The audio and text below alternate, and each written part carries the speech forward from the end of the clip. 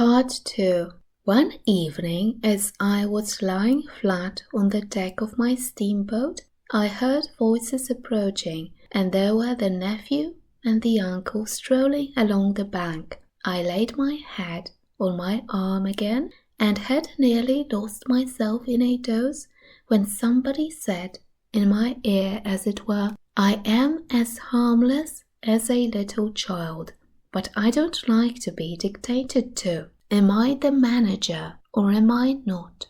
I was ordered to send him there. It's incredible." I became aware that the two were standing on the shore alongside the forepart of the steamboat, just below my head. I did not move. It did not occur to me to move. I was sleepy. "It is unpleasant," grunted the uncle. "He has asked the administration to be sent there," said the other, with the idea of showing what he could do, and I was instructed accordingly. "Look at the influence that man must have. Is it not frightful?" They both agreed it was frightful, then made several bizarre remarks. "Make rain and fine weather. One man, the council, by the nose." Bits of absurd sentences that got the better of my drowsiness, so that I had pretty near the whole of my wits about me when the uncle said, "The climate may do away with this difficulty for you. Is he alone there?" "Yes," answered the manager. "He sent his assistant down the river with a note to me in these terms: 'Clear this poor devil out of the country and don't bother sending more of that sort. I had rather be alone than have the kind of men you can dispose of with me.' It was more than a year ago. Can you imagine such impudence? Anything since then?" asked the other hoarsely. "Ivory," jerked the nephew. "Lots of it. Prime sort, lots. Most annoying from him." "And with that?" questioned the heavy rumble. "Invoice," was the reply, fired out, so to speak. Then silence. They had been talking about curds. I was broad awake by this time, but, lying perfectly at ease, remained still, having no inducement to change my position. "How did that ivory come all this way?" growled the elder man, who seemed very vexed. The other explained that it had come with a fleet of canoes in charge of an English half-caste clerk Kurtz had with him. That Kurtz had apparently intended to return himself, the station being by that time bare of goods and stores, but after coming 300 miles had suddenly decided to go back, which he started to do alone in a small dugout with 4 paddlers, leaving the half-caste to continue down the river with the ivory. The two fellows there seemed astounded at anybody attempting such a thing. They were at a loss for an adequate motive. As to me, I seemed to see Kurtz for the first time. It was a distinct glimpse. The dugout, 4 paddling savages, and the lone white man turning his back suddenly on the headquarters, on relief, on thoughts of home, perhaps, setting his face towards the depths of the wilderness, towards his empty and desolate station. I did not know the motive. Perhaps he was just simply a fine fellow who stuck to his work for its own sake. His name, you understand, had not been pronounced once. He was that man, the half-caste, who, as far as I could see, had conducted a difficult trip with great prudence and pluck, was invariably alluded to as that scoundrel. The scoundrel had reported that the man had been very ill, had recovered imperfectly. The two below me moved away then a few paces and strolled back and forth at some little distance. I heard "military post, doctor, 200 miles, quite alone now, unavoidable delays." 9 months. No news. Strange rumors. They approached again, just as the manager was saying, no one, as far as I know, unless a species of wandering trader, a pestilential fellow, snapping ivory from the natives. Who was it they were talking about now? I gathered in snatches that this was some man supposed to be in Kurt's district, and of whom the manager did not approve. We will not be free from unfair competition till one of these fellows is hanged for an example, he said. Certainly, grunted the other. Get him hanged. Why not? Anything can be done in this country. That's what I say. Nobody here, you understand, here can endanger your position. And why? You stand the climate. You outlast them all. The danger is in Europe, but there, before I left, I took care to. They moved off and whispered, then their voices rose again. The extraordinary series of delays is not my fault. I did my best. The fat man sighed, very sad, and the pestiferous absurdity of his talk, continued the other, bothered me enough. When he was here, each station should be like a beacon on the road towards better things, a center for trade, of course, but also for humanizing, improving, instructing. Conceive you, that us, and he wants to be manager. No, it's here he got choked by excessive indignation, and I lifted my head the least bit. I was surprised to see how near they were, right under me. I could have spat upon their heads. They were looking on the ground, absorbed in thought. The manager was switching his leg with a slender twig. His sagacious relative lifted his head. You have been well since you came out this time? He asked. The other gave a start. Who? I? Oh, like a charm. But the rest, oh my goodness, all sick. They die so quick, too, that I haven't the time to send them out of the country. It's incredible. Just so, grunted the uncle. Ah, my boy, trust to this. I say, trust to this. I saw him extend his short flipper of an arm for a gesture that took in the forest, the creek, the mud, the river, seemed to beckon with a dishonoring flourish before the sunlit face of the land, a treacherous appeal to the lurking death, to the hidden evil, to the profound darkness of its heart. It was so startling that I leaped to my feet and looked back at the edge of the forest, as though I had expected an answer of some sort to that black display of confidence. You know, the foolish notions that come to one sometimes. The high stillness confronted these two figures with its ominous patience, waiting for the passing away of a fantastic invasion. They swore aloud together, out of sheer fright, I believe. Then, pretending not to know anything of my existence, turned back to the station. The sun was low, and leaning forward, side by side, they seemed to be tugging painfully uphill their two ridiculous shadows of unequal length that trailed behind them slowly over the tall grass, without bending a single blade.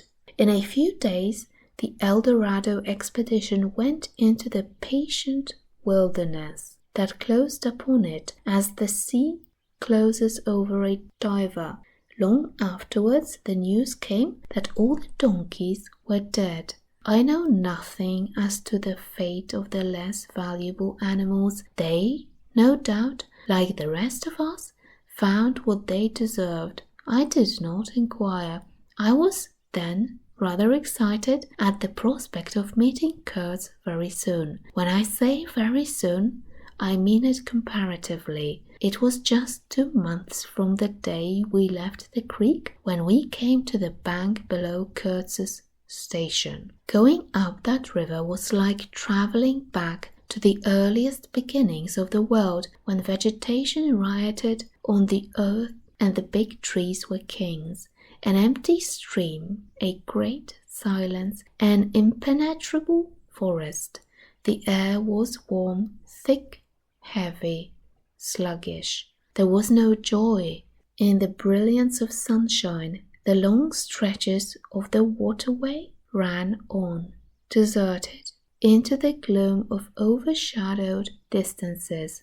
On silvery sandbanks, hippos and alligators sunned themselves side by side. The broadening waters flowed through a mob of wooded islands. You lost your way on that river as you would in a desert, and butted all day long against shoals, trying to find the channel, till you thought yourself bewitched and cut off forever from everything you had known once, somewhere far away, in another existence perhaps. There were moments when one's past came back to one, as it will sometimes when you have not a moment to spare for yourself, but it came in the shape of an unrestful and noisy dream, remembered with wonder amongst the overwhelming reality of this strange world of plants and water and silence, and this stillness of life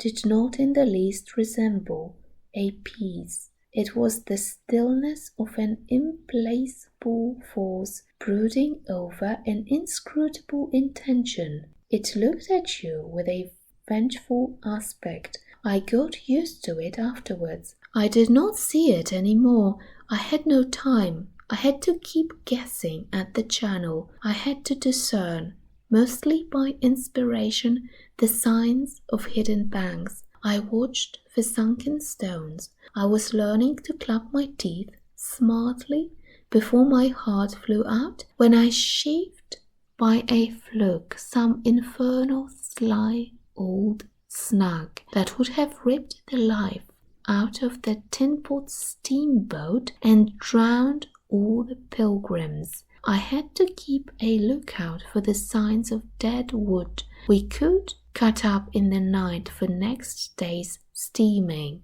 When you have to attend to things of that sort, to the mere incidents of the surface, the reality, I tell you, fades. The inner truth is hidden. Luckily, but I felt it all the same. I felt often its mysterious stillness watching me at my monkey tricks, just as it watches you fellows performing on your respective tightropes for, what is it? Half a crown a tumble. Try to be civil, Marlowe, growled a voice, and I knew there was at least one listener awake besides myself. I beg your pardon, I forgot the heartache which makes up the rest of the price, and indeed, what does the price matter if the trick be well done? You do your tricks very well, and I didn't do badly either, since I managed not to sink that steamboat on my first trip. It's a wonder to me yet. Imagine a blindfolded man set to drive a van over a bad road. I sweated and shivered over that business considerably, I can tell you. After all, for a seaman to scrape the bottom of the thing that's supposed to float all the time under his care is the unpardonable sin. No one may know of it, but you never forget the thump,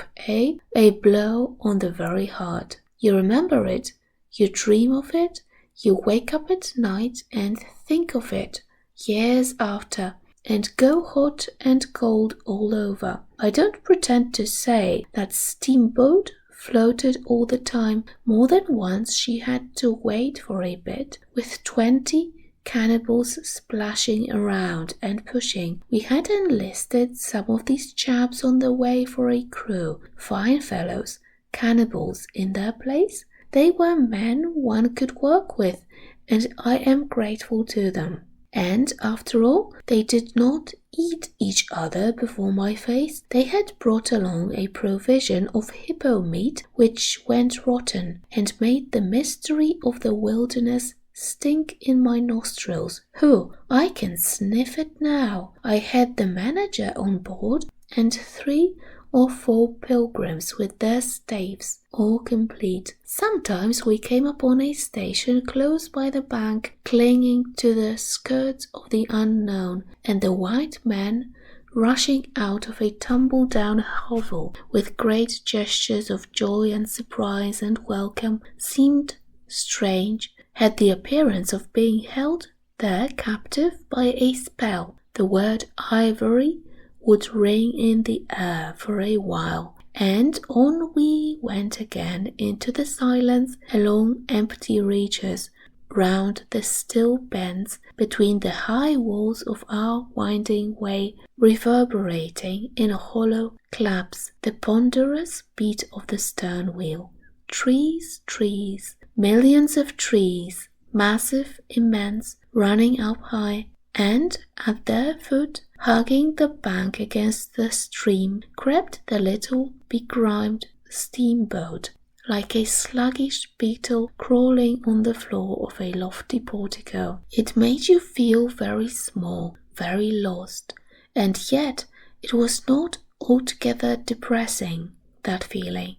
After all, if you were small, the grimy beetle crawled on, which was just what you wanted it to do. Where the pilgrims imagined it crawled to, I don't know. To some place where they expected to get something, I bet. For me it crawled toward curds, exclusively.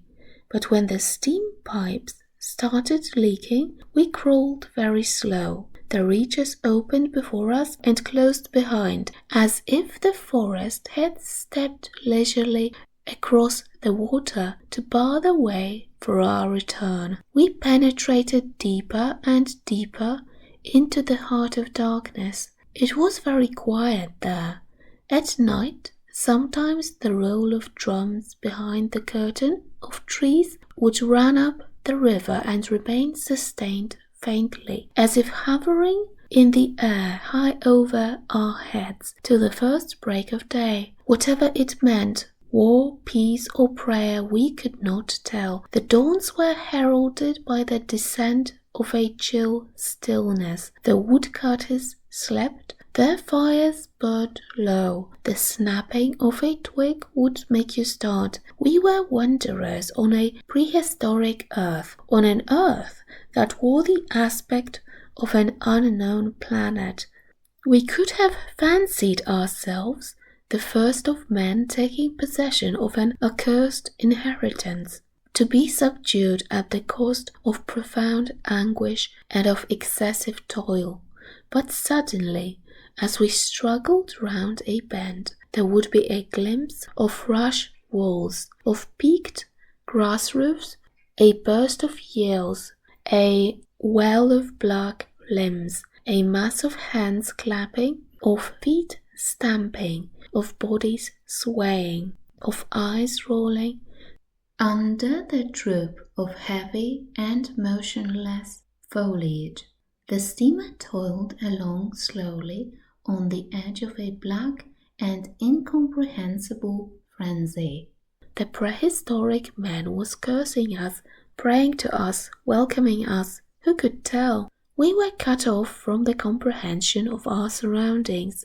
We glided past like phantoms, wondering and secretly appalled, as sane men would be before an enthusiastic outbreak in a madhouse. We could not understand, because we were too far and could not remember, because we were travelling in the night of first ages, of those ages that are gone, leaving hardly a sign and no memories. The earth seemed unearthly. We are accustomed to look upon the shackled form of a conquered monster, but there you could look at a thing monstrous and free. It was unearthly, and the men were, no, they were not inhuman.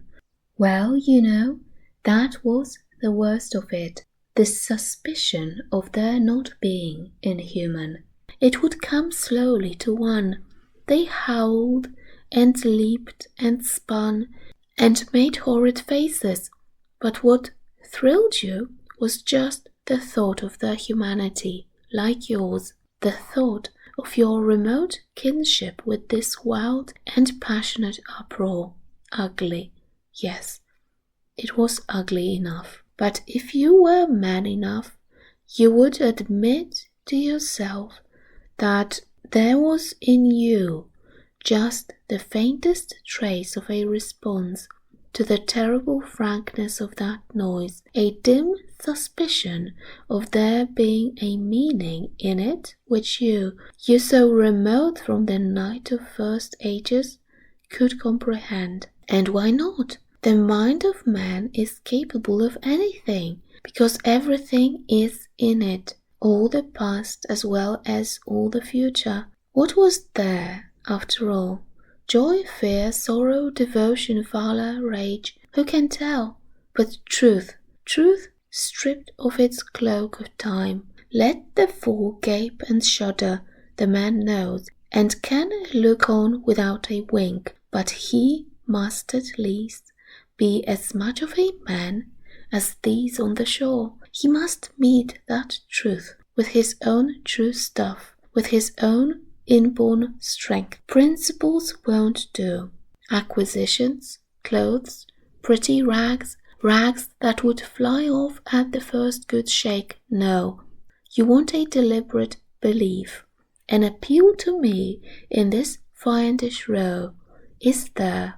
Very well, I admit, but I have a voice too, and for good or evil, mine is the speech that cannot be silenced.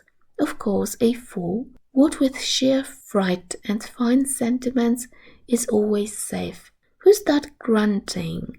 You wonder I didn't go ashore for a howl and a dance? Well, no, I didn't. Fine sentiments, you say. Fine sentiments be hanged. I had no time. I had to mess about with white lead and strips of woolen blanket, helping to put bandages on those leaky steam pipes, I tell you. I had to watch the steering and circumvent those snags and get the tin pot along by hook or by crook. There was surface truth enough in these things to save a wiser man. And between whiles I had to look after the savage who was fireman. He was an improved specimen. He could fire up a vertical boiler. He was there below me, and upon my word, to look at him was as edifying as seeing a dog in a parody of breeches and a feather hat walking on his hind legs. A few months of training had done for that really fine chap. He squinted at the steam gauge and at the water gauge with an evident effort of intrepidity, and he had filed teeth too, the poor devil, and the wool of his pate shaved into queer patterns, and 3 ornamental scars on each of his cheeks. He ought to have been clapping his hands and stamping his feet on the bank, instead of which he was hard at work, a thrall to strange witchcraft, full of improving knowledge. He was useful because he had been instructed, and what he knew was this, that should the water in that transparent thing disappear, the evil spirit inside the boiler would get angry through the greatness of his thirst and take a terrible vengeance. So he sweated and fired up and watched the glass fearfully with an impromptu charm made of rags tied to his arm and a piece of polished bone as big as a watch stuck flatways through his lower lip. While the wooded banks slipped past us slowly, the short noise was left behind, the interminable miles of silence, and we crept on towards Kurtz. But the snags were thick, the water was treacherous and shallow, the boiler seemed indeed to have a sulky devil in it, and thus neither that fireman nor I had any time to peer into our creepy thoughts. Some 50 miles below the inner station, we came upon a hut of reeds, an inclined and melancholy pole, with the unrecognizable tatters of what had been a flag of some sort flying from it, and a neatly stacked wood pile. This was unexpected. We came to the bank and, on the stack of firewood, found a flat piece of board with some faded pencil writing on it. When deciphered, it said, "Wood for you. Hurry up. Approach cautiously." There was a signature, but it was illegible, not Kurt's, a much longer word. Hurry up. Where? Up the river? Approach cautiously. We had not done so, but the warning could not have been meant for the place where it could be only found after approach. Something was wrong above. But what, and how much? That was the question. We commented adversely upon the imbecility of that telegraphic style. The bush around said nothing, and would not let us look very far either. A torn curtain of red twill hung in the doorway of the hut and flapped sadly in our faces. The dwelling was dismantled, but we could see a white man had lived there not very long ago. There remained a rude table, a plank on 2 posts, a heap of rubbish reposed in a dark corner, and by the door I picked up a book. It had lost its covers, and the pages had been thumped into a state of extremely dirty softness, but the back had been lovingly stitched afresh with white cotton thread which looked clean yet. It was an extraordinary find. Its title was An Inquiry into Some Points of Seamanship by a man Towson, some such name, Master in His Majesty's Navy. The matter looked dreary reading enough, with illustrative diagrams and repulsive tables of figures, and the copy was 60 years old. I handled this amazing antiquity with the greatest possible tenderness, lest it should dissolve in my hands. Within, Towson or Tozer was inquiring earnestly into the breaking strain of ships' chains and tackle, and other such matters. Not very enthralling book, but at the first glance you could see there a singleness of intention, an honest concern for the right way of going to work, which made these humble pages, thought out so many years ago, luminous with another than a professional light. The simple old sailor, with his stock of chains and purchases, made me forget the jungle and the pilgrims in a delicious sensation of having come upon something unmistakably real. Such a book being there was wonderful enough, but still more astounding were the notes penciled in the margin and plainly referring to the text. I couldn't believe my eyes. They were in cipher.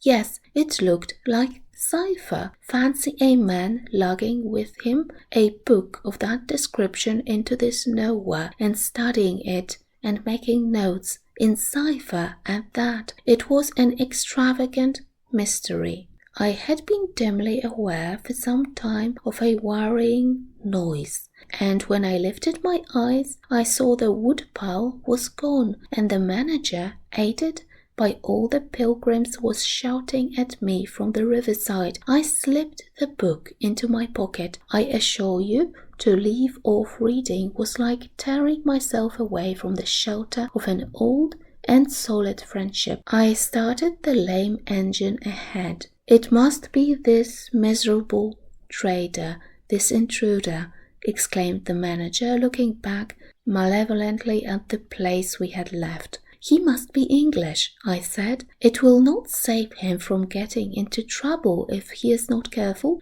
muttered the manager darkly. I observed with assumed innocence that no man was safe from trouble in this world. The current was more rapid now. The steamer seemed at her last gasp. The stern wheel flopped languidly, and I caught myself listening on tiptoe for the next beat of the boat, for in sober truth I expected the wretched thing to give up every moment. It was like watching the last flickers of a life, but still we crawled. Sometimes I would pick out a tree a little way ahead to measure our progress towards Kurt's but I lost it invariably before we got abreast. To keep the eyes so long on one thing was too much for human patience. The manager displayed a beautiful resignation. I fretted and fumed, and took to arguing with myself whether or no I would talk openly with Kurtz. But before I could come to any conclusion, it occurred to me that my speech or my silence, indeed any action of mine, would be a mere futility. What did it matter what anyone knew or ignored? What did it matter who was manager? One gets sometimes such a flash of insight. The essentials of this affair lay deep under the surface, beyond my reach, and beyond my power of meddling. Towards the evening of the second day, we judged ourselves about 8 miles from Kurtz's station. I wanted to push on, but the manager looked grave and told me the navigation up there was so dangerous that it would be advisable, the sun being very low already, to wait where we were till next morning. Moreover, he pointed out that if the warning to approach cautiously were to be followed, we must approach in daylight, not at dusk or in the dark. It was sensible enough. 8 miles meant nearly 3 hours steaming for us, and I could also see suspicious ripples at the upper end of the reach. Nevertheless, I was annoyed beyond expression at the delay, and most unreasonably too, since one night more could not matter much after so many months. As we had plenty of wood, and caution was the word, I brought up in the middle of the stream. The reach was narrow, straight, with high sides like a railway cutting. The dusk came gliding into it long before the sun had set. The current ran smooth and swift, but a dumb immobility sat on the banks. The living trees, lashed together by the creepers, and every living bush of the undergrowth, might have been changed into stone, even to the slenderest twig, to the lightest leaf. It was not sleep. It seemed unnatural, like a state of trance.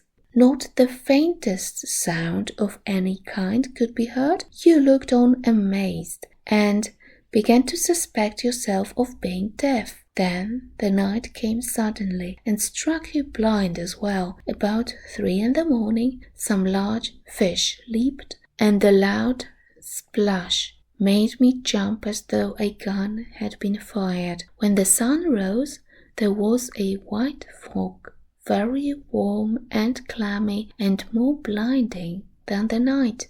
It did not shift or drive. It was just there, standing all around you like something solid. At 8 or 9, perhaps, it lifted as a shutter lifts. We had a glimpse of the towering multitude of trees, of the immense matted jungle with the blazing little ball of the sun hanging over it, all perfectly still, and then the white shutter came down again, smoothly, as if sliding in greased grooves. I ordered the chain which we had begun to heave in to be paid out again. Before it stopped running with a muffled rattle, a cry, a very loud cry, as of infinite desolation, soared slowly in the opaque air. It ceased. A complaining clamour, modulated in savage discords, filled our ears. The sheer unexpectedness of it made my hair stir under my cap. I don't know how it struck the others. To me it seemed as though the mist itself had screamed, so suddenly and apparently from all sides at once did this tumultuous and mournful uproar arise. It culminated in a hurried outbreak of almost intolerably excessive shrieking, which stopped short, leaving us stiffened in a variety of silly attitudes and obstinately listening to the nearly as appalling and excessive silence. "Good God, what is the meaning?" stammered at my elbow one of the pilgrims, a little fat man with sandy hair and red whiskers, who wore side-spring boots and pink pyjamas tucked into his socks. Two others remained open-mouthed a whole minute, then dashed into the little cabin to rush out incontinently and stand darting sacred glances with Winchesters at ready in their hands. What we could see was just the steamer we were on, her outlines blurred as though she had been on the point of dissolving, and a misty strip of water, perhaps 2 feet broad, around her, and that was all. The rest of the world was nowhere, as far as our eyes and ears were concerned, just nowhere, gone, disappeared, swept off without leaving a whisper or a shadow behind. I went forward and ordered the chain to be hauled inshore so as to be ready to trip the anchor and move the steamboat at once if necessary. "Will they attack?" whispered an awed voice. "We will be all butchered in this fog," murmured another. The faces twitched with the strain, the hands trembled slightly, the eyes forgot to wink. It was very curious to see the contrast of expressions of the white men and of the black fellows of our crew, who were as much strangers to that part of the river as we, though their homes were only 800 miles away. The whites, of course, greatly discomposed, had besides a curious look of being painfully shocked by such an outrageous row. The others had an alert, naturally interested expression, but their faces were essentially quiet, even those of the one or two who grinned as they hauled at the chain. Several exchanged short, grunting phrases, which seemed to settle the matter to their satisfaction. Their headman, a young, broad-chested black, severely draped in dark blue fringed cloths, with fierce nostrils and his hair all done up artfully in oily ringlets, stood near me. "Aha!" I said, just for good fellowship's sake. "Catch him," he snapped, with a bloodshot widening of his eyes and a flash of sharp teeth. "Catch him. Give him to us." "To you, eh?" I asked. "What would you do with them?" "Eat him," he said curtly, and leaning his elbow on the rail, looked out into the fog in a dignified and profoundly pensive attitude. I would no doubt have been properly horrified had it not occurred to me that he and his chaps must be very hungry, that they must have been growing increasingly hungry for at least this month past. They had been enraged for 6 months. I don't think a single one of them had any clear idea of time, as we at the end of countless ages have. They still belonged to the beginnings of time, had no inherited experience to teach them, as it were. And of course, as long as there was a piece of paper written over in accordance with some farcical law or other made down the river, it didn't enter anybody's head to trouble how they would live. Certainly they had brought with them some rotten hippo meat, which couldn't have lasted very long anyway, even if the pilgrims hadn't, in the midst of a shocking hullabaloo, thrown a considerable quantity of it overboard.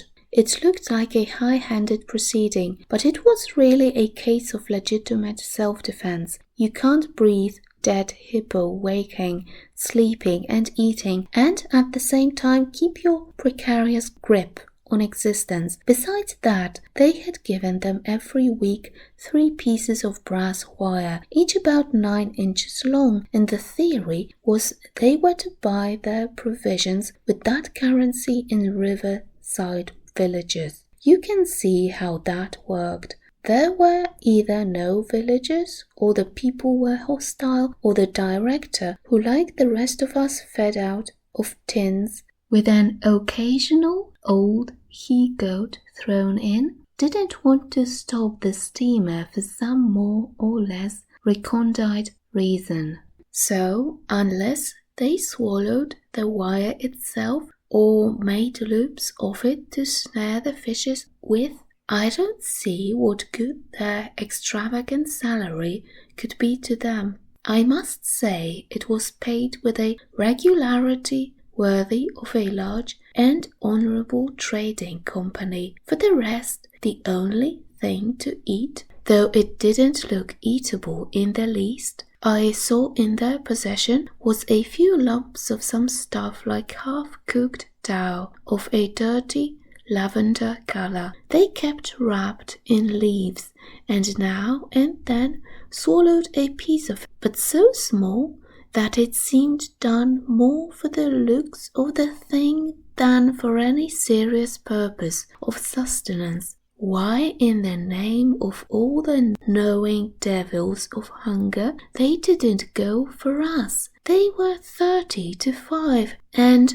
have a good tuck-in.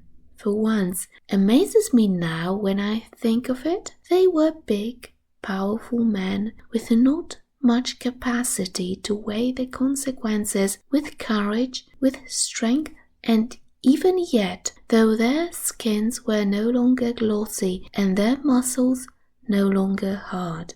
And I saw that something restraining, one of those human secrets that baffle probability, had come into play there. I looked at them with a swift quickening of interest, not because it occurred to me I might be eaten by them before very long, though I own to you that just then I perceived, in a new light as it were, how unwholesome the pilgrims looked, and I hoped, yes, I positively hoped, that my aspect was not so, what shall I say, so unappetizing, a touch of fantastic vanity which fitted well with the dream sensation that pervaded all my days at that time. Perhaps I had a little fever too. One can't live with one's finger everlastingly on one's pulse. I had often a little fever or a little touch of other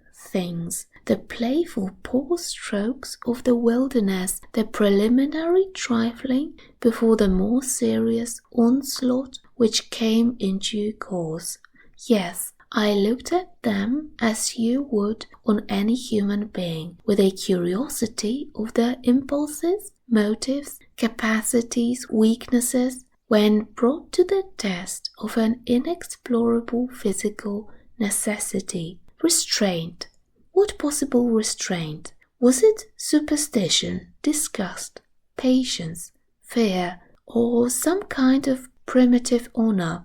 No fear can stand up to hunger. No patience can wear it out. Disgust simply does not exist where hunger is. And as to superstition, beliefs, and what you may call principles, they are less than chaff in a breeze.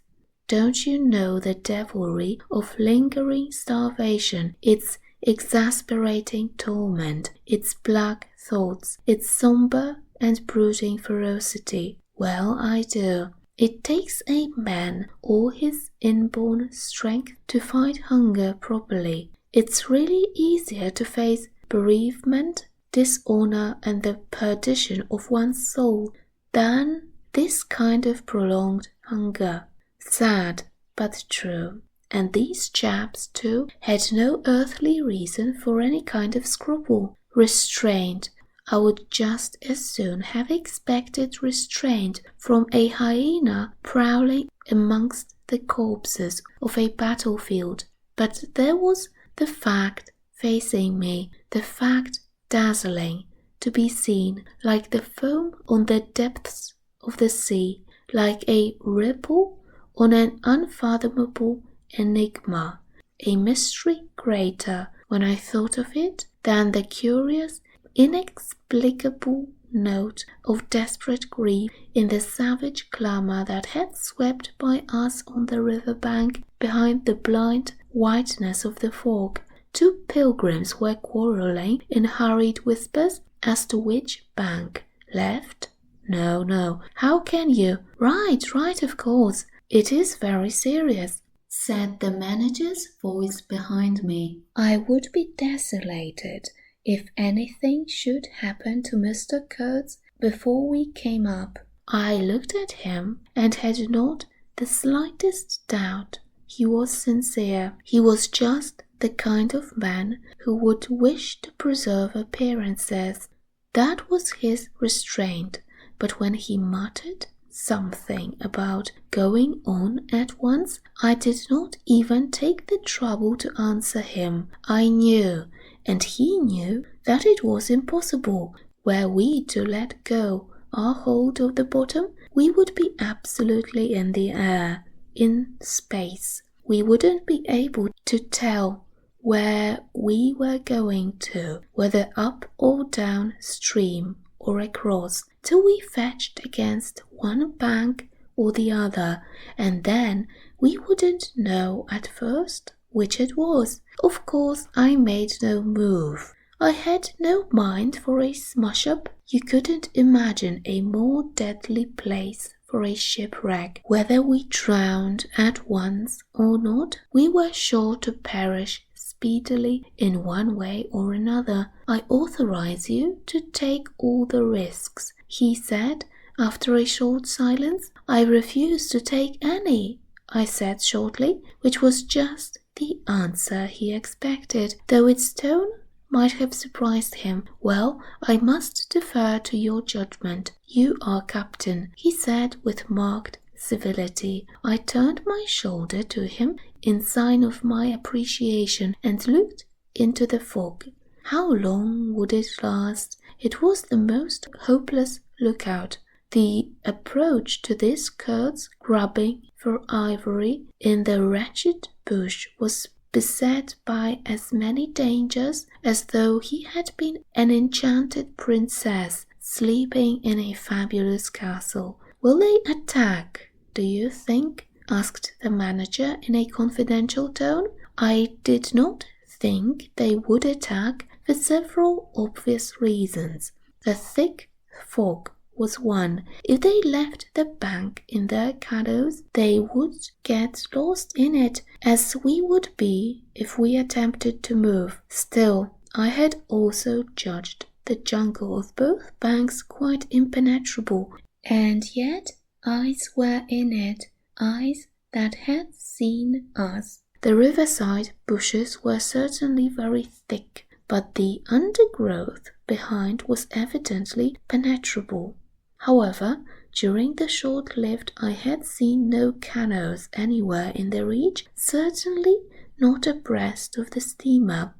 But what made the idea of attack inconceivable to me was the nature of the noise, of the cries we had heard. They had not the fierce character boding immediate hostile intention. Unexpected, wild and violent as they had been, they had given me an irresistible impression of sorrow. The glimpse of the steamboat had for some reason filled those savages with unrestrained grief. The danger, if any, I expounded, was from our proximity to a great human passion let loose. Even extreme grief may ultimately vent itself in violence, but more generally takes the form of apathy. You should have seen the pilgrims stare. They had no heart to grin, or even to revile me, but I believe they thought me gone mad, with fright, maybe. I delivered a regular lecture. My dear boys, it was no good bothering. Keep a lookout. Well, you may guess I watched the fog for the signs of lifting as a cat watches a mouse, but for anything else our eyes were of no more use to us than if we had been buried miles deep in a heap of cotton wool. It felt like it, too, choking, warm, stifling. Besides, all I said, though it sounded extravagant, was absolutely true to fact. What we afterwards alluded to as an attack was really an attempt at repulse. The action was very far from being aggressive. It was not even defensive in the usual sense. It was undertaken under the stress of desperation and in its essence was purely protective. It developed itself, I should say, 2 hours after the fog lifted, and its commencement was at a spot, roughly speaking, about 1.5 miles below Kurtz's station. We had just floundered and flopped round a bend when I saw an islet, a mere grassy hummock of bright green in the middle of the stream. It was the only thing of the kind, but as we opened the reach more, I perceived it was the head of a long sandbank, or rather of a chain of shallow patches stretching down the middle of the river. They were discoloured, just awash, and the whole lot was seen just under the water, exactly as a man's backbone is seen running down the middle of his back under the skin. Now, as far as I did see, I could go to the right or to the left of this. I didn't know either channel. Of course, the banks looked pretty well alike, the depth appeared the same, but as I had been informed, the station was on the west side. I naturally headed for the western passage. No sooner had we fairly entered it than I became aware it was much narrower than I had supposed. To the left of us there was the long uninterrupted shore, and to the right a high, steep bank heavily overgrown with bushes. Above the bush the trees stood in serried ranks. The twigs overhung the current thickly, and from distance to distance a large limb of some tree projected rigidly over the stream. It was then well on in the afternoon. The face of the forest was gloomy, and a broad strip of shadow had already fallen on the water. In this shadow we steamed up very slowly, as you may imagine. I sheered her well inshore, the water being deepest near the bank, as the sounding pool informed me. One of my hungry and forbearing friends was sounding in the bows just below me. This steamboat was exactly like a decked scow. On the deck there were 2 little teakwood houses with doors and windows. The boiler was in the fore end and the machinery right astern. Over the whole there was a light roof supported on stanchions. The funnel projected through that roof, and in front of the funnel a small cabin built of light planks served for a pilot house. It contained a couch, 2 camp stools, a loaded Martini Henry leaning in one corner, a tiny table, and the steering wheel. It had a wide door in front and a broad shutter at each side. All these were always thrown open, of course. I spent my days perched up there on the extreme fore end of that roof before the door. At night I slept, or tried to, on the couch. An athletic black belonging to some coast tribe and educated by my poor predecessor was the helmsman. He sported a pair of brass earrings, wore a blue cloth wrapper from the waist to the ankles, and thought all the world of himself. He was the most unstable kind of fool I had ever seen. He steered with no end of a swagger while you were by, but if he lost sight of you, he became instantly the prey of an abject funk, and would let that cripple of a steamboat get the upper hand of him in a minute. I was looking down at the sounding pole and feeling much annoyed to see at each try a little more of it stick out of that river, when I saw my poor man give up on the business suddenly and stretch himself flat on the deck without even taking the trouble to haul his pole in. He kept hold on it, though, and it trailed in the water. At the same time, the fireman, whom I could also see below me, sat down abruptly before his furnace and ducked his head. I was amazed. Then I had to look at the river mighty quick, because there was a snag in the fairway. Little sticks, were flying about thick. They were whizzing before my nose, dropping below me, striking behind me against my pilot house. All this time the river, the shore, the woods were very quiet, perfectly quiet. I could only hear the heavy splashing thump of the stern wheel and the patter of these things. We cleared the snag clumsily. Arrows, by Jove! We were being shot at. I stepped in quickly to close the shutter on the land side. That fool helmsman, his hands on the spokes, was lifting his knees high, stamping his feet, jumping his mouth like a reined-in horse. Confound him! And we were staggering within 10 feet of the bank. I had to lean right out to swing the heavy shutter, and I saw a face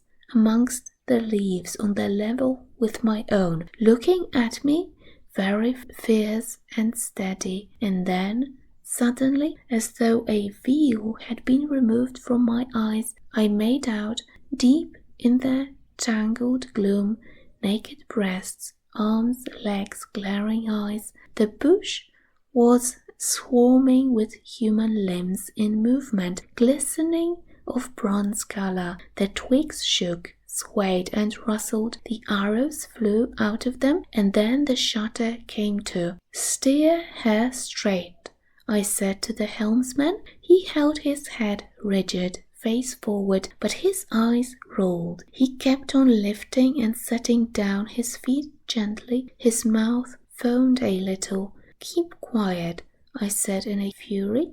I might just as well have ordered a tree not to sway in the wind. I darted out. Below me there was a great scuffle of feet on the iron deck, confused exclamations. A voice screamed, "Can you turn back?" I caught a sight of a V-shaped ripple on the water ahead. What? Another snag! A fusillade burst out under my feet. The Pilgrims had opened with their Winchesters and were simply squirting lead into that bush.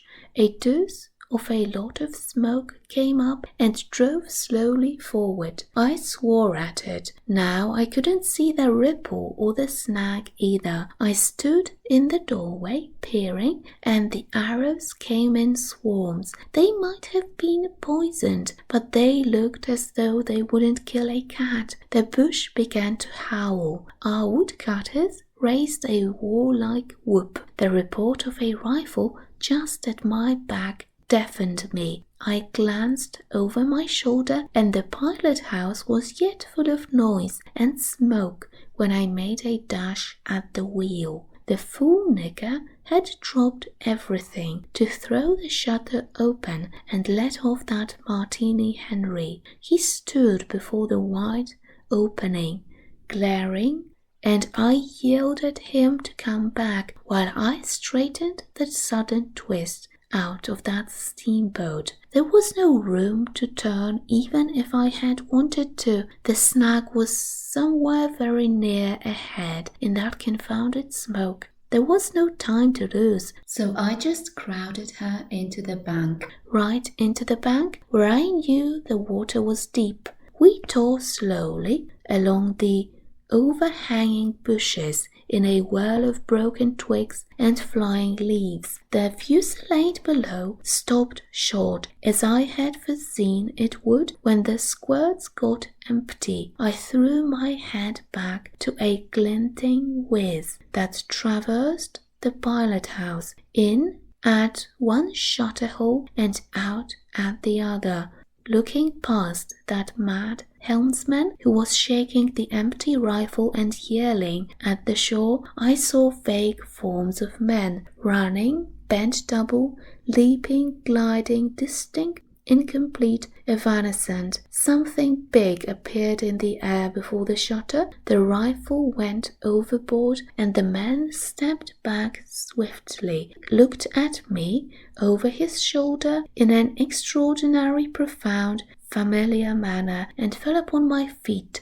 The side of his head hit the wheel twice, and the end of what appeared a long cane clattered round and knocked over a little camp stool. It looked as though, after wrenching that thing from somebody ashore, he had lost his balance in the effort. The thin smoke had blown away. We were clear of the snag, and looking ahead, I could see that in another 100 yards or so I would be free to sheer off, away from the bank. But my feet felt so very warm and wet that I had to look down. The man had rolled on his back and stared straight up at me. Both his hands clutched that cane. It was the shaft of a spear that, either thrown or lunged through the opening, had caught him in the side, just below the ribs. The blade had gone in out of sight after making a frightful gash. My shoes were full. A pool of blood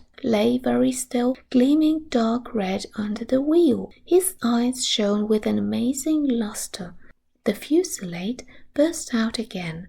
He looked at me anxiously, gripping the spear like something precious, with an air of being afraid I would try to take it away from him. I had to make an effort to free my eyes from his gaze and attend to the steering. With one hand I felt above my head for the line of the steam whistle and jerked out screech after screech hurriedly. The tumult of angry and warlike yells was checked instantly, and then from the depths of the woods went out such a tremulous and prolonged wail of mournful fear and utter despair as may be imagined to follow the flight of the last hope from the earth. There was a great commotion in the bush. The shower of arrows stopped. A few dropping shots rang out sharply. Then silence, in which the languid beat of the stern wheel came plainly to my ears. I put the helm hard a starboard at the moment when the pilgrim in pink pyjamas, very hot and agitated, appeared in the doorway. The manager sends me, he began in an official tone, and stopped short. "Good God," he said, glaring at the wounded man. We two whites stood over him, and his lustrous and inquiring glance enveloped us both. I declare it looked as though he would presently put to us some questions in an understandable language, but he died without uttering a sound, without moving a limb, without twitching a muscle, only in the very last moment, as though in response to some sign we could not see, to some whisper we could not hear, he frowned heavily, and that frown gave to his black death mask an inconceivably sombre, brooding, and menacing expression. The luster of inquiring glance faded swiftly into vacant glassiness. "Can you steer?" I asked the agent eagerly. He looked very dubious, but I made a grab at his arm, and he understood at once I meant him to steer whether or no. To tell you the truth, I was morbidly anxious to change my shoes and socks. "He is dead," murmured the fellow, immensely impressed. "No doubt about it," said I, tugging like mad at the shoelaces. "And by the way, I suppose Mr. Kurtz is dead as well by this time?" For the moment, that was the dominant thought. There was a sense of extreme disappointment, as though I had found out I had been striving after something altogether without a substance. I couldn't have been more disgusted if I had travelled all this way for the sole purpose of talking with Mr. Kurtz.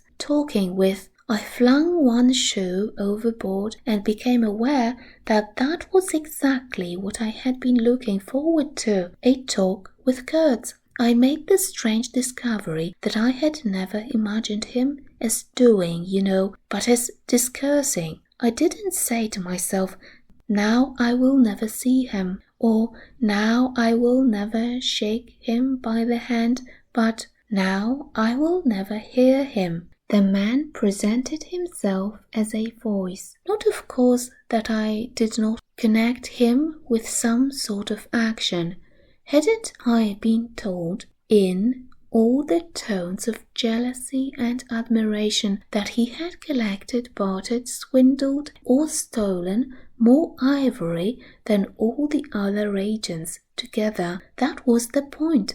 The point was in his being a gifted creature, and that of all his gifts, the one that stood out preeminently, that carried with it a sense of real presence, was his ability to talk. His words, the gift of expression, the bewildering, the illuminating, the most exalted, and the most contemptible, the pulsating stream of light, or the deceitful flow from the heart of an impenetrable darkness. The other shoe went flying unto the devil god of that river. I thought, "By Jove, it's all over. We are too late. He has vanished. The gift has vanished by means of some spear, arrow, or club. I will never hear that chap speak after all." And my sorrow had a startling extravagance of emotion, even such as I had noticed in the howling sorrow of these savages in the bush. I couldn't have felt more of lonely desolation somehow had I been robbed of a belief, or had missed my destiny in life. "Why do you sigh in this beastly way?" Somebody. "Absurd? Well, absurd. Good Lord, mustn't a man ever here give me some tobacco?" There was a pause of profound stillness, then a match flared, and Marlowe's lean face appeared, worn, hollow, with downward folds and dropped eyelids, with an aspect of concentrated attention, and as he took vigorous draws at his pipe, it seemed to retreat and advance out of the night in the regular flicker of tiny flame. The match went out. "Absurd!" he cried. "This is the worst of trying to tell. Here you all are, each moored with two good addresses, like a hulk with two anchors, a butcher round one corner, a policeman round another, excellent appetites and temperature normal, you hear, normal from year's end to year's end. And you say, absurd, absurd be exploded, absurd. My dear boys, what can you expect from a man who, out of sheer nervousness, had just flung overboard a pair of new shoes? Now I think of it, it is amazing I did not shed tears. I am, upon the whole, proud of my fortitude. I was cut to the quick at the idea of having lost the inestimable privilege of listening to the gifted Kurtz. Of course, I was wrong. The privilege was waiting for me. Oh yes, I heard more than enough, and I was right too. A voice. He was very little more than a voice, and I heard him. This voice, other voices, all of them were so little more than voices, and the memory of that time itself lingers around me, impalpable like a dying vibration of one immense jabber, silly, atrocious, sordid, savage, or simply mean, without any kind of sense. Voices, voices, even the girl herself. Now he was silent for a long time. I laid the ghost of his gifts at last with a lie. He began suddenly, "Girl, what? Did I mention a girl? Oh, she is out of it completely. They, the women I mean, are out of it, should be out of it. We must help them to stay in that beautiful world of their own, lest ours gets worse. Oh, she had to be out of it. You should have heard the disinterred body of Mr. Kurtz saying, 'My intended.' You would have perceived directly then how completely she was out of it, and the lofty frontal bone of Mr. Kurtz. They say the hair goes on growing sometimes, but this, specimen was impressively bald. The wilderness had patted him on the head, and behold, it was like a ball, an ivory ball. It had caressed him, and lo, he had withered. It had taken him, loved him, embraced him, got into his veins, consumed his flesh, and sealed his soul to its own by the inconceivable ceremonies of some devilish initiation. He was its spoiled and pampered favorite. Ivory? I should think so. Heaps of it, stacks of it. The old mad shanty was bursting with it. You would think there was not a single tusk left either above or below the ground in the whole country, mostly fossil. The manager had remarked despairingly, "It was no more fossil than I am, but they call it fossil when it is dug up. It appears these niggers do bury the tusks sometimes, but evidently they couldn't bury this parcel deep enough to save the gifted Mr. Kurtz from his fate. We filled the steamboat with it and had to pile a lot on the deck. Thus, he could see and enjoy as long as he could see, because the appreciation of this favor had remained with him to the last. You should have heard him say, 'My ivory.' Oh yes, I heard him. My intended, my ivory, my station, my river, my everything belonged to him. It made me hold my breath in expectation of hearing the wilderness burst into a prodigious peal of laughter that would shake the fixed stars in their places. Everything belonged to him, but that was a trifle. The thing was to know what he belonged to, how many powers of darkness claimed him for their own. That was the reflection that made you creepy all over. It was impossible. It was not good for one either, trying to imagine he had taken a high seat amongst the devils of the land. I mean literally. You can't understand. How could you, with solid pavement under your feet, surrounded by kind neighbors ready to cheer you or to fall on you, stepping delicately between the butcher and the policeman in the holy terror of scandal and gallows and lunatic asylums? How can you imagine what particular region of the first ages a man's untrammeled feet may take him into by the way of solitude, utter solitude without a policeman, by the way of silence, utter silence where no warning voice of a kind neighbor can be heard whispering of public opinion? These little things make all the great difference. When they are gone, you must fall back upon your own innate strength, upon your own capacity for faithfulness. Of course, you may be too much of a fool to go wrong, too dull even to know you are being assaulted by the powers of darkness. I take it no fool ever made a bargain for his soul with the devil. The fool is too much of a fool, or the devil too much of a devil, I don't know which. Or you may be such a thunderingly exalted creature as to be altogether deaf and blind to anything but heavenly sights and sounds. Then the earth for you is only a standing place. And whether to be like this is your loss or your gain, I won't pretend to say. But most of us are neither one nor the other. The earth for us is a place to live in, where we must put up with sights, with sounds, with smells too, by Jove, breathe dead hippo, so to speak, and not be contaminated. And there, don't you see, your strength comes in, the faith in your ability for the digging of unostentatious holes to bury the stuff in, your power of devotion not to yourself but to an obscure back-breaking business. And that's difficult enough. Mind, I am not trying to excuse or even explain. I am trying to account to myself for Mr. Kurtz, for the shade of Mr. Kurtz.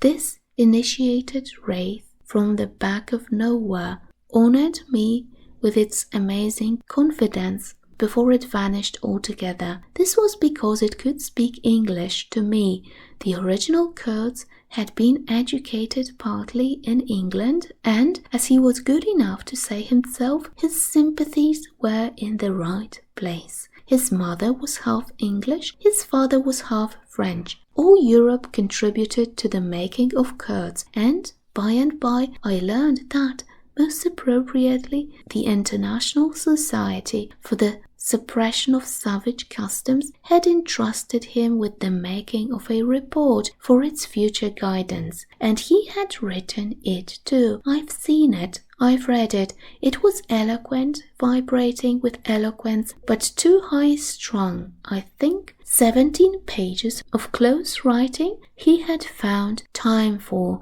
but this must have been before his, let us say, nerves went wrong and caused him to preside at certain midnight dances ending with unspeakable rites, which, as far as I reluctantly gathered from what I heard at various times, were offered up to him, do you understand, to Mr. Kurtz himself. But it was a beautiful piece of writing. The opening paragraph, however, in the light of later information, strikes me now as ominous. He began with the argument that we whites, from the point of development we had arrived at, must necessarily appear to them savages in the nature of supernatural beings. We approach them with the might of a deity, and so on and so on. By the simple exercise of our will, we can exert a power for good practically unbounded, etc., etc. From that point, he sought and took me with him. The peroration was magnificent, though difficult to remember, you know. It gave me the notion of an exotic immensity ruled by an august benevolence. It made me tingle with enthusiasm. This was the unbounded power of eloquence, of words, of burning noble words. There were no practical hints to interrupt the magic of current phrases, unless a kind of note at the foot of the last page, scrawled evidently much later in an unsteady hand, may be regarded as the exposition of a method. It was very simple, and at the end of that moving appeal to every altruistic sentiment, it blazed at you, luminous and terrifying, like a flash of lightning in a serene sky. Exterminate all the brutes. The curious part was that he had apparently forgotten all about that valuable postscriptum, because later on, when he in a sense came to himself, he repeatedly entreated me to take good care of my pamphlet, he called it, as it was sure to have in the future a good influence upon his career. I had full information about all these things, and besides, as it turned out, I was to have the care of his memory. I've done enough for it to give me the indisputable right to lay it, if I chose, for an everlasting rest in the dust-bin of progress, amongst all the sweepings and, figuratively speaking, all the dead cats of civilization. But then, you see, I can't choose. He won't be forgotten. Whatever he was not common. He had the power to charm or frighten rudimentary souls into an aggravated witch dance in his honor. He could also fill the small souls of the pilgrims with bitter misgivings. He had one devoted friend at least, and he had conquered one soul in the world that was neither rudimentary nor tainted with self-seeking. No, I can't forget him, though I am not prepared to affirm the fellow was exactly worth the life we lost in getting to him. I missed my late helmsman awfully. I missed him even while his body was still lying in the pilot-house. Perhaps you will think it passing strange, this regret for a savage who was no more account than a grain of sand in a black Sahara. Well, don't you see, he had done something. He had steered. For months I had him at my back, a help, an instrument. It was a kind of partnership. He steered for me. I had to look after him. I worried about his deficiencies, and thus a subtle bond had been created, of which I only became aware when it was suddenly broken, and the immediate profundity of that look he gave me when he received his hurt remains to this day in my memory like a claim of distant kinship affirmed in a supreme moment. Poor fool! If he had only left that shutter alone, he had no restraint, just like Kurtz. A tree swayed by the wind. As soon as I had put on a dry pair of slippers, I dragged him out, after first jerking the spear out of his side, which operation, I confess, I performed with my eyes shut tight. His heels leaped together over the little doorstep. His shoulders were pressed to my breast. I hugged him from behind desperately. Oh, he was heavier than any man on earth, I should imagine. Then, without more ado, I tipped him overboard. The current snatched him as though he had been a wisp of grass, and I saw the body roll over twice before I lost sight of it forever. All the pilgrims and the manager were then congregated on the owing deck about the pilot-house, chattering at each other like a flock of excited magpies, and there was a scandalized murmur at my heartless promptitude. What they wanted to keep that body hanging about for, I can't guess. Embalm it, maybe, but I had also heard another and a very ominous murmur on the deck below. My friends, the woodcutters, were likewise scandalized, and with a better show of reason, though I admit that the reason itself was quite inadmissible. Oh, quite. I had made up my mind that if my late helmsman was to be eaten, the fishes alone should have him. He had been a very second-rate helmsman while alive, but now he was dead. He might have become a first-class temptation, and possibly cause some starting trouble. Besides, I was anxious to take the wheel, the man in pink pyjamas showing himself a hopeless duffer at the business. This I did directly the simple funeral was over. We were going half-speed, keeping right in the middle of the stream, and I listened to the talk about me. They had given up Kurtz. They had given up the station. Kurtz was dead, and the station had been burned, and so on, and so on. The red-haired pilgrim was beside himself with the thought that at least this poor Kurtz had been properly avenged. Say, we must have made a glorious slaughter of them in the bush, eh? What do you think? Say, he positively danced, the bloodthirsty little gingery beggar, and he had nearly fainted when he saw the wounded man. I could not help saying, you made a glorious lot of smoke. Anyhow, I had seen, from the way the tops of the bushes rustled and flew, that almost all the shots had gone too high. You can't hit anything unless you take aim and fire from the shoulder, but these chaps fired from the hip with their eyes shut. The retreat, I maintained, and I was right, was caused by the screeching of the steam whistle. Upon this, they forgot curds and began to howl at me with indignant protests. The manager stood by the wheel, murmuring confidentially about the necessity of getting well away down the river, before dark at all events, when I saw in the distance a clearing on the riverside and the outlines of some sort of building. "What's this?" I asked. He clapped his hands in wonder. "The station," he cried. I edged in at once, still going half speed. Through my glasses I saw the slope of a hill, interspersed with rare trees, and perfectly free from undergrowth.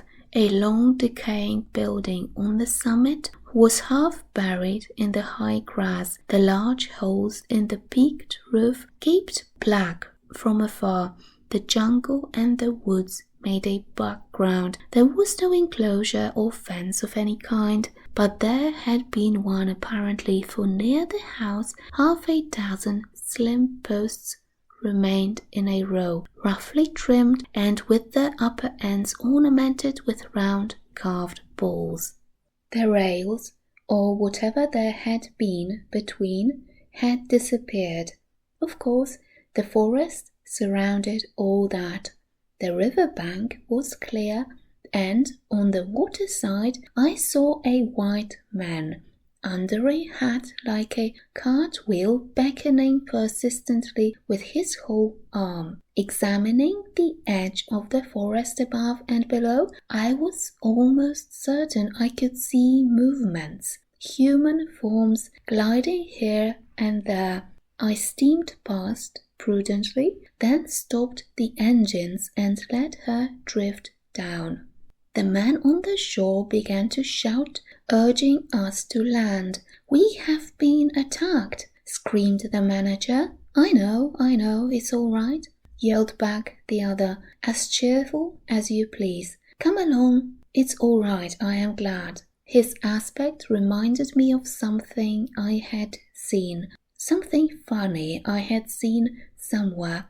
As I maneuvered to get alongside, I was asking myself, what does this fellow look like? Suddenly, I got it. He looked like a harlequin. His clothes had been made of some stuff that was brown holland probably, but it was covered with patches all over, with bright patches, blue, red, and yellow, patches on the back, patches on the front, patches on elbows or knees, scarlet binding around his jacket, scarlet edging at the bottom of his trousers, and the sunshine made him look extremely gay and wonderfully neat withal, because you could see how beautifully all this patching had been done. A beardless, boyish face, very fair, no features to speak of, nose peeling, little blue eyes, smiles and frowns chasing each other over that open countenance like sunshine and shadow on a wind-swept plain. "Look out, Captain," he cried. "There's a snag lodged in here last night." "What? Another snag?" I confess I swore shamefully. I had nearly hauled my cripple to finish off that charming trip. The harlequin on the bank turned his little pug nose up to me. "You English?" he asked, all smiles. "Are you?" I shouted from the wheel. The smiles vanished, and he shook his head as if sorry for my disappointment. Then he brightened up. "Never mind," he cried encouragingly. "Are we in time?" I asked. "He is up there," he replied, with a toss of the head up the hill, and becoming gloomy all of a sudden. His face was like the autumn sky, overcast one moment and bright the next. When the manager, escorted by the pilgrims, all of them armed to the teeth, had gone to the house, this chap came on board. "I say, I don't like this. These natives are in the bush," I said. He assured me earnestly it was all right. "They are simple people," he added. "Well, I am glad you came. It took me all my time to keep them off, but you said it was all right, I cried. Oh, they meant no harm, he said, and as I stared, he corrected himself. Not exactly. Then, vivaciously, my faith, your pilot house wants a clean-up. In the next breath, he advised me to keep enough steam on the boiler to blow the whistle in case of any trouble. One good screech will do more for you than all your rifles. They are simple people, he repeated. He rattled away at such a rate he quite overwhelmed me. He seemed to be trying to make up for lots of silence, and actually hinted, laughing, that such was the case. Don't you talk with Mr. Kurtz? I said. You don't talk with that man. You listen to him, he exclaimed with severe exultation. But now he waved his arm, and in the twinkling of an eye was in the uttermost depths of despondency. In a moment he came up again with a jump, possessed himself of both my hands, shook them continuously, while he gabbled, "Brother sailor, honor, pleasure, delight. Introduce myself. Russian, son of an archpriest, government of Tambov. What? Tobacco? English tobacco. The excellent English tobacco. Now that's brotherly. Smoke? Where's a sailor that does not smoke?" The pipe soothed him, and gradually I made out he had run away from school, had gone to sea in a Russian ship, run away again, served some time in English ships, now was reconciled with the archpriest.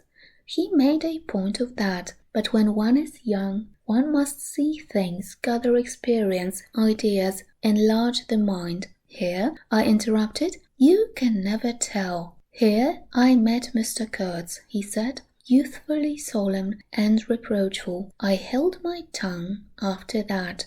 It appears he had persuaded a Dutch trading house on the coast to fit him out with stores and goods, and had started for the interior with a light heart and no more idea of what would happen to him than a baby. He had been wandering about that river for nearly 2 years alone, cut off from everybody and everything. I am not so young as I look. I am 25, he said.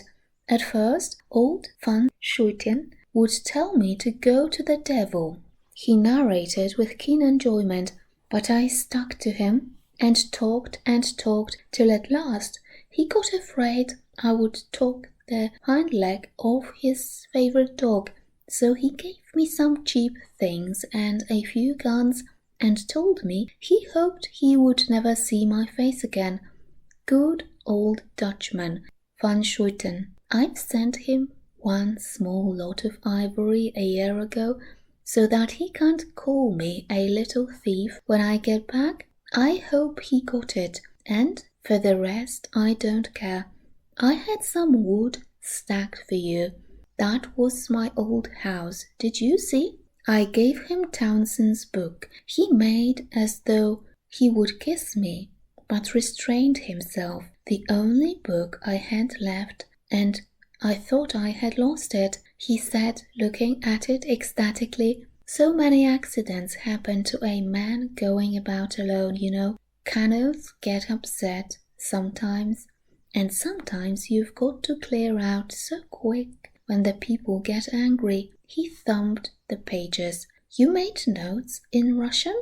I asked. He nodded. I thought they were written in cipher, I said. He laughed, then became serious.